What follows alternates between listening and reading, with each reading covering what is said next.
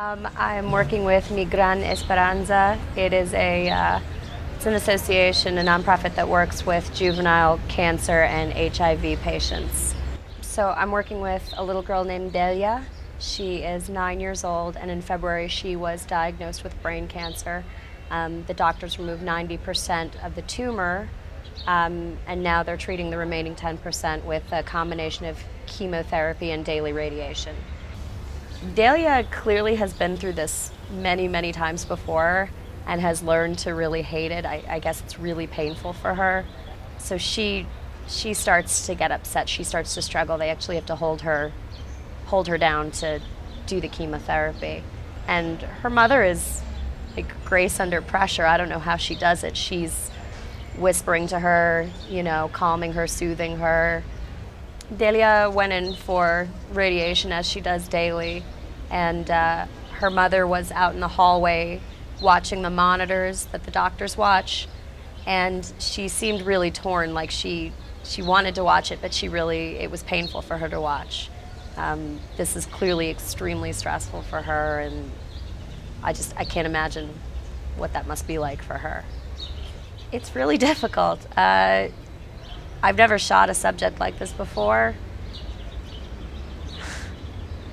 Just being in a room full of very young children who are crying and screaming and obviously in a lot of pain, it's very difficult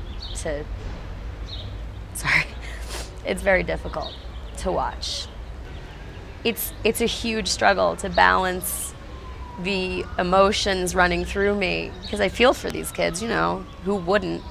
It's hard to balance that emotion with getting your head in the work and just saying, I have to do this job. And there were definitely some moments where I had the camera up in front of my face and I was literally, I had tears coming down my cheeks behind the camera.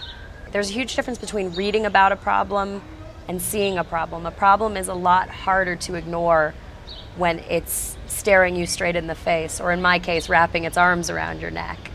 And I think that photography can really be used as a tool to make people more aware that these problems exist and they're not just going to go away by magic.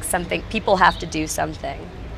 When you see certain images, the empathy that it creates in you, it makes you want to act. Instead of just sitting there looking at the pictures, it makes you want to do something. So for me, this is my way of doing something.